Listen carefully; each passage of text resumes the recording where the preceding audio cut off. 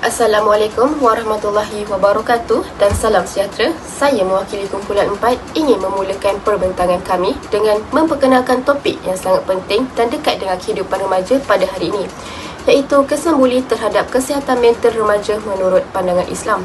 Isu buli dalam kalangan remaja bukanlah sesuatu yang baharu, namun ia semakin membimbangkan dari hari ke hari. Buli boleh didefinisikan sebagai satu bentuk tingkah laku agresif yang dilakukan secara berulang dengan tujuan untuk menyakiti, mengugut, mempelekeh atau menjatuhkan seseorang. Mangsa buli sering mengalami tekanan buli sahaja secara fizikal, malah secara emosi dan mental. Terdapat pelbagai jenis buli yang berlaku dalam kalangan remaja, antaranya ialah buli fizikal seperti menendang dan memukul, buli lisan seperti menghina dan mengejek, buli emosi seperti memulau atau memalukan seseorang, dan yang semakin meningkat pada zaman teknologi kini ialah buli cyber. Buli cyber berlaku melalui media sosial seperti WhatsApp, Instagram, TikTok dan sebagainya, di mana remaja sering menjadi mangsa ugutan, penghinaan atau penyebaran aib secara terbuka. Berdasarkan statistik Kementerian Kesihatan Malaysia, lebih daripada 80% pelajar sekolah menengah dilaporkan pernah mengalami sekurang-kurangnya satu bentuk buli sepanjang persekolahan mereka. Ini menunjukkan bahawa isu ini bukan lagi masalah terpencil, tetapi telah menjadi satu fenomena sosial yang perlu dipandang serius oleh semua pihak, khususnya dalam kalangan remaja Islam. Remaja adalah golongan yang masih mencari identiti diri, dan apabila mereka dibuli, ia bukan sahaja menyebabkan kesedihan atau ketakutan, malah boleh mengganggu keseimbangan mental dan emosi mereka. Lebih menyedihkan, terdapat kes-kes di mana mangsa buli mengalami kemurungan, hilang keyakinan diri, malah sehingga mencederakan diri sendiri atau mencuba untuk membunuh diri.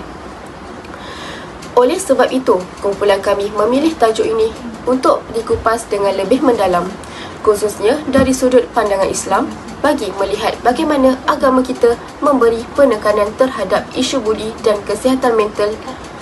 Islam bukan sahaja menekankan tentang akhlak yang mulia dalam hubung sesama manusia, malah sangat menggalakkan kita menjaga kesejahteraan jiwa dan emosi.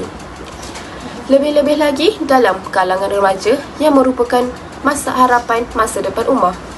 Kami berharap dengan topik ini kita semua akan lebih peka terhadap kesan buruk perbuatan buli dan bagaimana nilai-nilai Islam dapat menjadikan panduan dalam menangani isu ini dengan lebih bijaksana dan berperi kemanusiaan. Hari ini saya nak bercakap tentang satu isu yang nampak biasa tapi sebenarnya sangat serius, iaitu kesan pembulian. Pembulian ini boleh berlaku di mana-mana sahaja, di sekolah, tempat kerja, malah di media sosial. Kadang-kadang ia berlaku secara fizikal, macam tolak, pukul atau ambil barang orang. Tapi pembulian juga boleh berlaku secara lisan, seperti mengata, mengejek atau menyebar fitnah. Paling moden, kita boleh kenal sebagai cyberbuli, iaitu membuli orang melalui telefon dan internet. Kesan pembulian sangat mendalam, bukan sahaja menyakitkan secara fizikal, tapi ia juga memberi kesan yang besar terhadap emosi dan mental seseorang. Mangsa buli selalunya rasa rendah diri, takut, tertekan dan malu. Ramai yang hilang semangat untuk belajar, hilang minat untuk bersosial dan rasa diri mereka tidak bernilai. Lebih teruk lagi, ada yang mengalami kemurungan, trauma dan mula menyendiri. Dalam beberapa kes, mangsa buli sampai ada pemikiran nak mencederakan diri atau paling menyedihkan, cuba untuk membunuh diri. Semua ini berlaku kerana tiada siapa peduli atau mereka takut untuk bersuara. Kesan pembulian juga boleh dirasai dalam jangka masa yang panjang. Mangsa akan membesar dengan luka yang tidak nampak. Mereka mungkin akan sukar untuk percaya orang lain atau rasa diri mereka tidak cukup baik. Ada juga yang akhirnya menjadi pembuli kerana dendam lama yang tidak pernah sembuh. Jadi, apa yang kita boleh buat? Pertama, jangan berdiam diri. Kalau kita nampak kawan dibuli atau dicederakan, jangan biarkan. Tunjuk sokongan dengan melaporkan pada guru, kaunselor atau orang dewasa. Kedua, bercakap dengan baik. Kadang-kadang kita tak sedar kata-kata kita menyakitkan orang. Jadi, kita perlulah menjadi lebih peka dan hormat perasaan orang lain. Dan ketiga, persekitaran yang selamat dan menyokong. Kita perlu mencipta persekitaran itu. Semua orang berhak untuk rasa dihargai dan selamat. Ingatlah, walaupun pembulian nampak kecil bagi setengah orang, tapi ia boleh merosakkan hidup seseorang. Mari hentikan budaya membuli dan sebarkan empati dan kebaikan. Sekian saja daripada saya. Terima kasih kerana sudi mendengar. Bye-bye. Berdasarkan tajuk utama kami iaitu kesan buli terhadap mental remaja menurut pandangan Islam, jelas bahawa buli bukan sekadar perbuatan fizikal atau lisan. Ia memberi kesan mendalam terhadap emosi, mental dan rohani seseorang remaja. Islam amat menekankan nilai kasih sayang, hormat menghormati dan menjaga maruah sesama insan.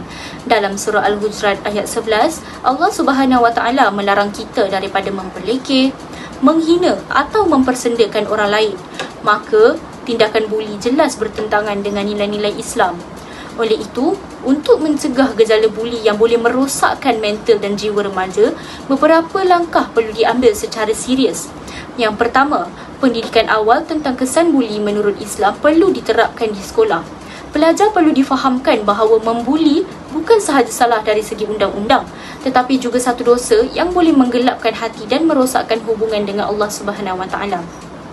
Yang kedua, pihak sekolah dan guru harus sentiasa peka dan bertindak tegas terhadap kes-kes buli. Tindakan disiplin harus disertai dengan bimbingan rohani seperti sesi kaunseling Islamik, ceramah agama dan bimbingan akhlak. Ketiga, ibu bapa perlu mendidik anak-anak dengan nilai Islam sejak kecil.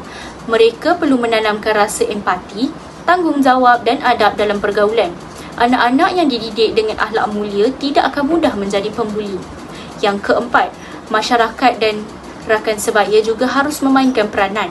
Kita perlu menegur jika melihat perlakuan buli, bukan membiarkan atau merakam semata-mata.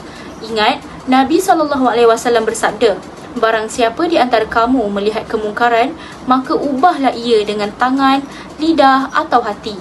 Kesimpulannya, mencegah buli bukan tanggungjawab individu sahaja. Ia memerlukan kerjasama semua pihak, sekolah, ibu bapa, masyarakat dan yang paling penting, kesedaran bahawa membuli adalah satu dosa besar dalam Islam yang memberi kesan buruk terhadap kesihatan mental remaja. Jadi secara ringkasnya, dalam pandangan Islam, perbuatan buli ini adalah perbuatan yang sangat tidak diterima dan Islam mengajar kita untuk saling menghormati dan berbuat baik sesama manusia, bukan untuk menyakiti orang lain. Itu sebab buli ini sangat memberi kesan yang besar, terutamanya kepada kesihatan mental dalam golongan remaja.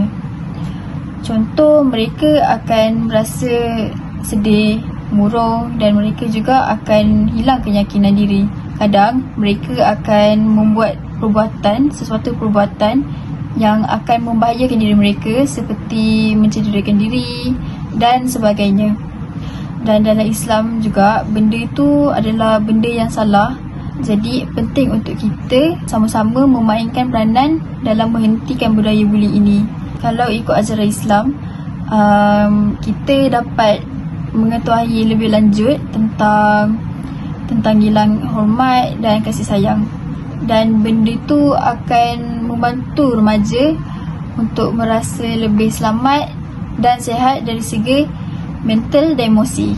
Nabi sendiri ajar kita untuk saling menghormati dan berbuat baik, tak kisahlah dari segi perbuatan ataupun kata-kata.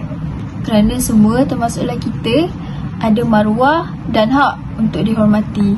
Jadi kita mestilah menghentikan budaya buli ini. Jikalau bukan kita yang mulakan, siapa lagi?